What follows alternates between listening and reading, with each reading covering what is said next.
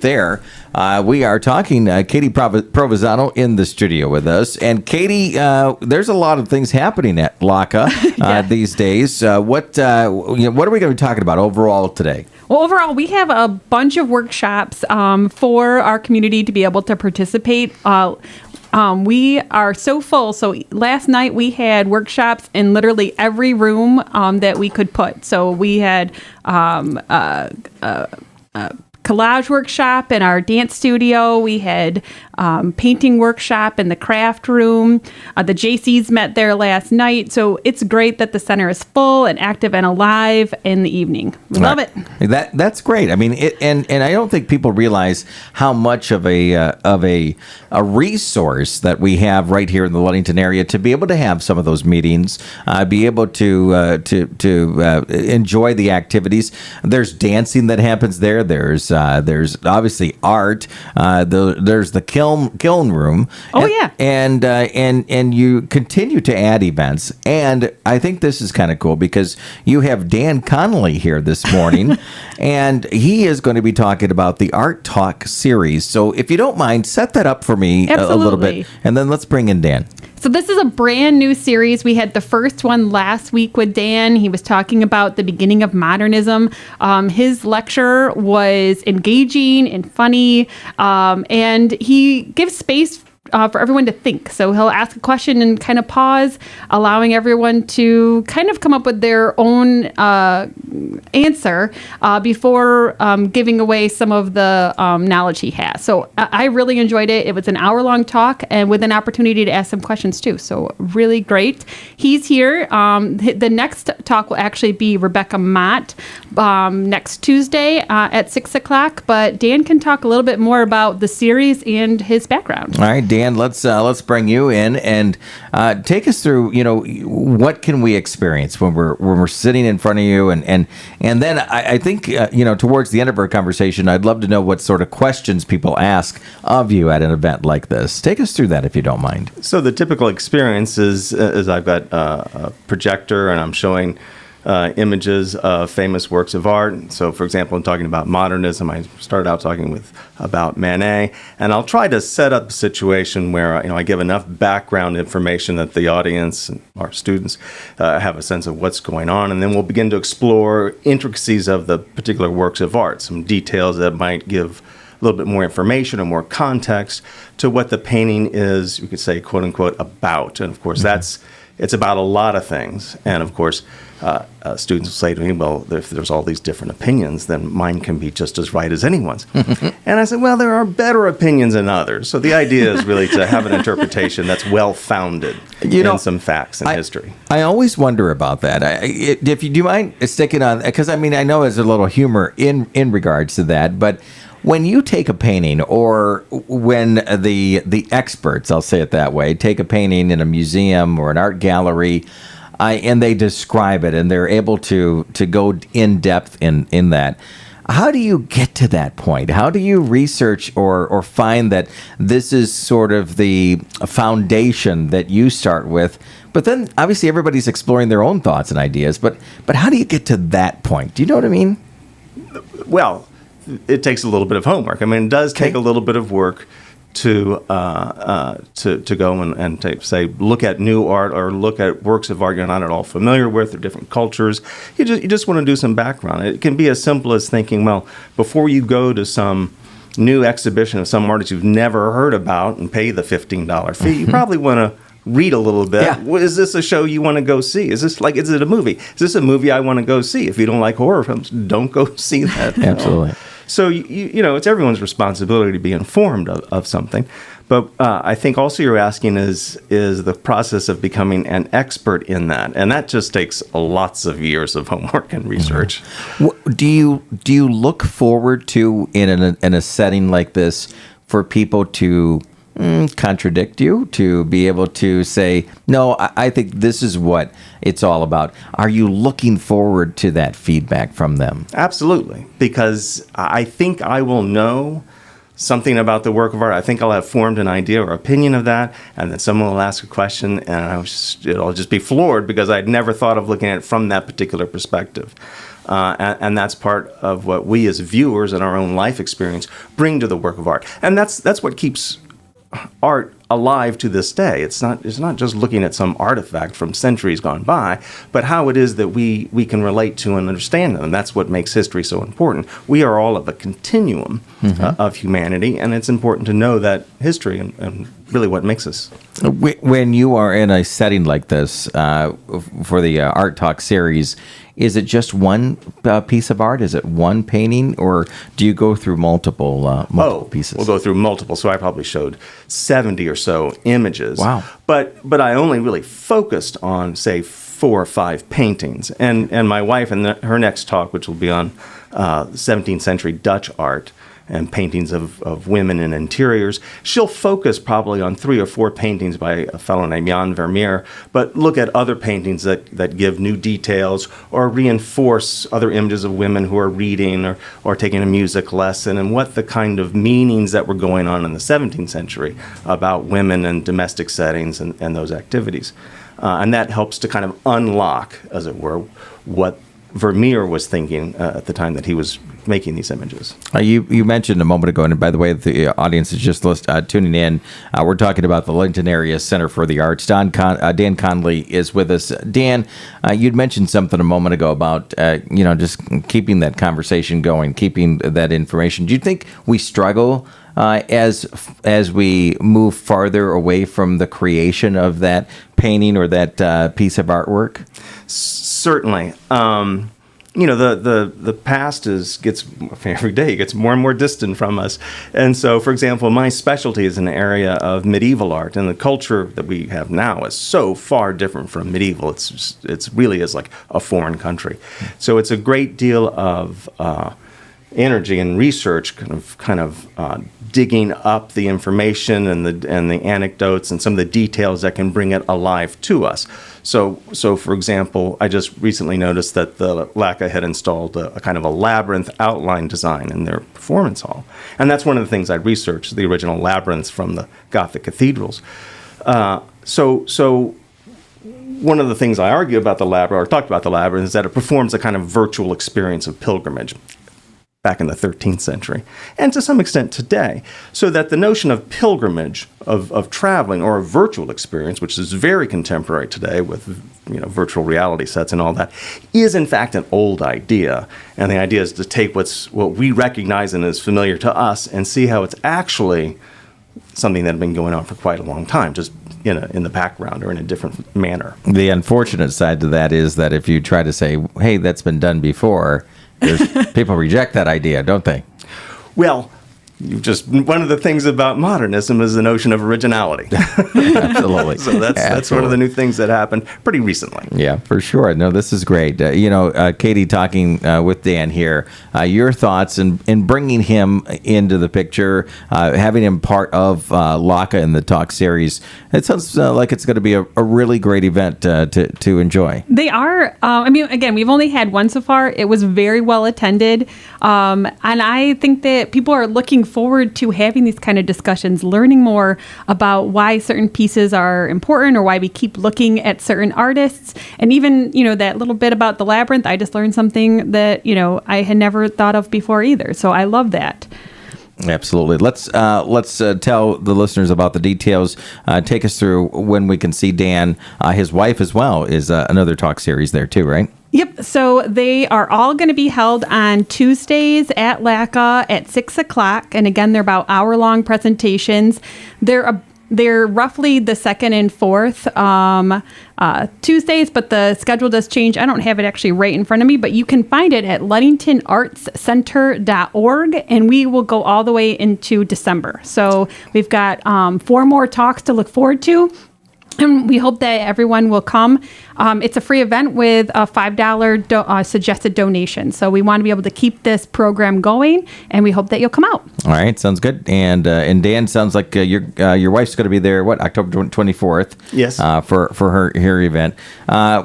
Were you both always kind of art buffs? Did you meet through art? What was that like? Absolutely, yeah. So I won't say how long ago, but a while back, we met. We were both teaching in an art department in Louisiana. She is a practicing artist. She taught at West Shore for 25 or more years and recently retired. She taught mainly ceramics, but also art history and art appreciation. And then I taught art history at different colleges, most recently at Alma for the past 10 years, and I also recently retired. And so we just thought it was a chance in our retirement. How could we give to the community? And it's harkened back really to a time when I had left one position and come back to Ludington, and LACA had just started. And so one way to do some fundraising, I thought, would be to give these public lectures. And that series went pretty well, and so I thought, well, here I have more time on my hand. Let's see if we can reprise that, and That's cool. hopefully to good effect. All right, sounds good. Well, we appreciate you taking the time to hang out with us this morning, and it's intriguing, and hopefully we'll have a packed house, and or just even that one-on-one conversation is kind of nice, isn't it, for you? Oh, yeah. Oh, Absolutely. yeah. I enjoy the back and forth. There you go. It is right now, just a couple minutes before 10 o'clock. We have a lot of events to go over, so we're going to bring Andrew in as well. And Katie, you've got a lot of events taking place. What has before we go forward, let's go backwards. Is there an event or two that just was a huge success over the last week or two? Yeah, so if you can visit our Facebook page, you are going to see some of the coolest ceramic pumpkins. Mary Case just finished up their small, like kind of fist-sized clay pumpkins, and the glazes that she brought were fantastic. Oranges and greens and browns, but really great fall colors. It was a very successful workshop, and she has a workshop starting next week. It's handmade clay trays on Wednesday, October 25th, and then you'll glaze on Wednesday, the 2 Wednesdays following. So you'll make the trays on Wednesday, the 25th, and then you'll glaze in 2 weeks. But that would be a great workshop to do as a gift. So to be able to make a tray, to be able to give for somebody for the holidays, or to be able to use as a serving tray for your own holiday party. So that's one of the reasons we did it so early, so that you could actually use it this season. All right, looking forward to that. Andrew Skinner, Executive Director for the Ludington Area Center for the Arts, joining us as well. Let's see, we've got the short notice performs the songs of Patsy Cline. We talked a little bit about that a couple weeks ago. That's fast approaching what? This evening. Tonight. Yes. Yeah, absolutely. Can't get any quicker than tonight. Yeah.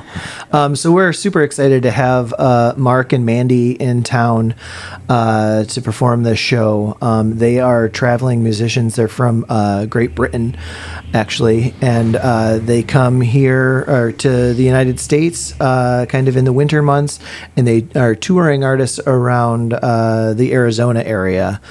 And they've struck up a friendship with some LACA members that go out west during the winter, and they're visiting them here in Ludington before they travel out west. And they came to LACA last year, loved the venue.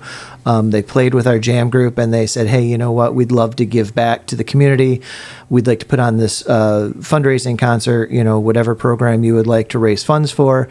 Let us know. We'll schedule this concert, and all the money can go towards that project. So all the ticket sales for this program tonight will benefit the Creativity Art Kits program that we do.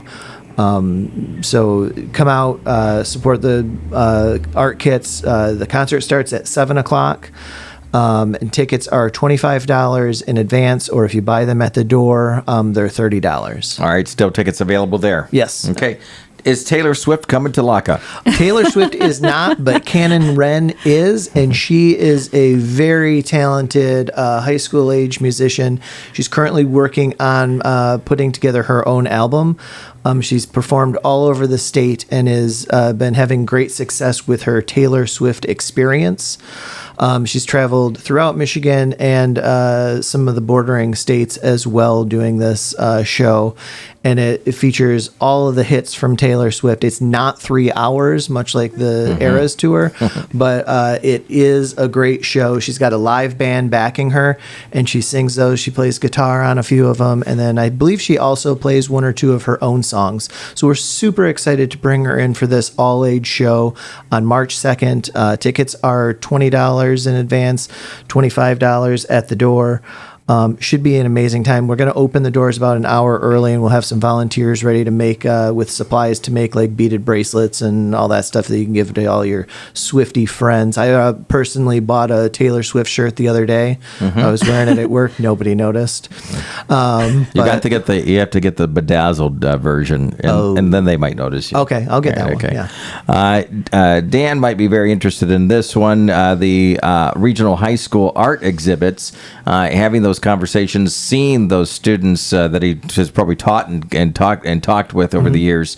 Now we have a high school art exhibit coming to Laka. What's going on there? Yeah, so our annual high school exhibit opens on the 4th of November and runs throughout the whole month of until the backtrack my days here. I believe the 21st of November. We got to get ready for our holiday show in the gallery as well. But it's a chance for high school students in Mason County, Oceana County, Lake, and Manistee County to show off their creations, not just the beginning of this school year, but also things that they made towards the end of the school year last year. Always a great show. We're looking forward to that in our main gallery. And then also in the Performance Hall Lobby Gallery, we have been selected as the very first site of the Governor's Traveling High School Art Exhibit, which features 3 pieces from Ludington students. So it'll be on display in November in the Performance Hall Lobby Gallery in accordance with the high school show as well. So that'll be a really cool thing to see. What an achievement. Maybe we can get those students in that the pieces have been selected. Yeah. Maybe that's an opportunity there. The Festival of Wreaths, I know we just added that to Mom's Fridge Magnet and Hot Country Hits Fridge Magnet program. Take us through that. So we're excited to again be doing the Festival of Wreaths at the Ludington Area Center for the Arts. We ask area artists and crafters to create a wreath, holiday wreath of their choice and theme. And then we display those in the Performance Hall Lobby Gallery from November 24th through December 10th. And then people can go online and place bids for those wreaths. All the money from the sale of those wreaths go to benefit the Ludington Area Center for the Arts. We're excited to have Floracraft again as the main sponsor for this program. They donated a whole bunch of foam wreath forms that we give out to the artists. They can come in, grab as many of those as they would like, and create wreaths. That's pretty cool. Yeah. And this has been going on for a while now, right? This, I believe, is our 4th year. Yeah. Okay. All right. Very cool. It's been growing each year. And then also, excuse me, if artists have a live wreath that they would like to supply and do, they may also do that. But we do ask them to contact us just to let us know that they're planning to do it, so we can make sure we are having enough wall space and we know what's coming in by the deadline to do that. So anybody interested can come down to LACA, grab a wreath form, and then the wreaths are due back to LACA, I believe, the Tuesday before Thanksgiving. So that would be the 21st, I'm going to say. Okay. And how many wreaths do you usually have each year? It's been growing each year. I think last year we had just over 30 wreaths. Oh, wow. Yeah. Okay. All right. Fantastic. Yeah. We had a honk just a few minutes ago, so I want to make a shout out Dennis from Ludington Mass Transit, driving the bus there and tuning into us. So we appreciate Dennis there. Hi, Dennis. Yeah, there you go. Katie, we've got a lot of events that are happening in your neck of the woods as part of being the events coordinator for LACA. What's a few that we can go over right now? Well, you know what? I'm going to kind of stick with the pottery and the clay. I want to just mention a couple others that are coming up. So Mary Case is also going to be doing a clay Christmas tree workshop. So if you liked the pumpkins and you missed out on that, you've got an opportunity to create something else festive. They're about 8 inches tall or so, and you'd have the opportunity to make 2. So that's a great workshop, and that's going to be held on Monday, November 6th. And as you mentioned, we will have line dancing tomorrow. So, come out. If you haven't done line dancing before, Amy Christian always does an hour of beginner lesson and then an hour of the improver. So everybody is welcome to attend. You don't have to have danced in the past. She is an amazing teacher. And actually, I start at 5:30. I'll put some videos up, dance videos that we've already done. So you can kind of get a warm up at 5:30 so that you can get a little extra dancing. So come and try it out. It's a great winter activity. I still wonder, is he doing this? Is Andrew? Andy has come one time, but What's and the deal? He really gave a good A for effort. Okay. I gave it a try. Probably, I think I'm still sore. That was a year ago that I tried that, and I'm still sore. It's really a workout. Yes, it should be. Yeah, for sure. And I think that's pretty cool. I think, from all the activities that you have the adult craft night for the felted snowmen. You have the clay Christmas tree events. I mean, how do you fit it all in? I guess is the question. That's the question. I have run into a couple situations where we've overbooked because we're in a great position of having so much. So we're still a little bit of growing pains, making sure that we can fit everybody in, and we want to be able to say yes to our instructors and different opportunities. Again, I love when we have multiple classes going on at the same time, especially in the evening. It really does have a great vibe in the Art Center when you can feel that everybody's in a creative space and working to create something for themselves or to grow and learn a new skill. It's an amazing experience to be at LACA anytime, but I really am enjoying the evening classes. All right. I wanted you to pick one more event that we want to talk about before we wrap up.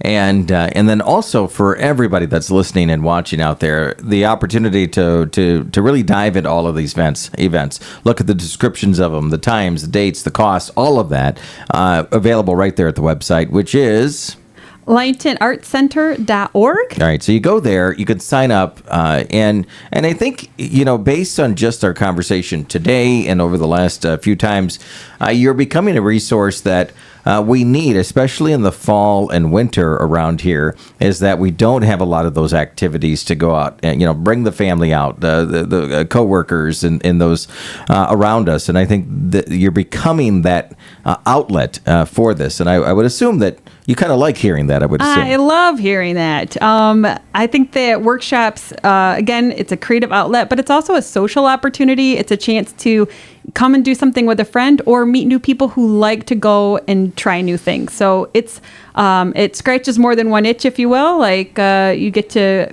create something and be social. So I really, there's a huge value to coming and doing a workshop at LACA. All right. Looking forward to that. I'll volley it back to you to wrap up.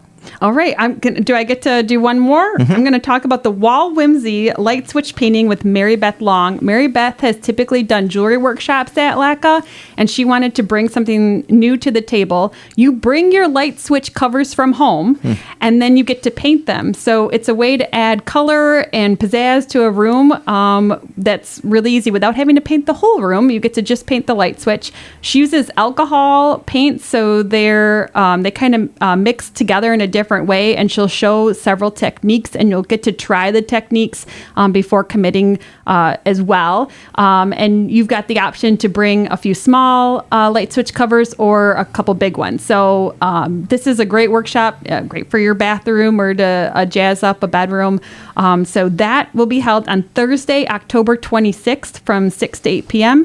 And the cost is $25 for LACA members and $30 for non-members. All right, there you go. Great events and happenings right there at the Ludington Area Center for the Arts. Andrew, the website one more time is LudingtonArtsCenter.org. All right, check it out. And to the two of you, we'll see you here soon. Dan, thanks for joining us. My pleasure. You got it. It is 10:12 now here on 102.7 WMOM. And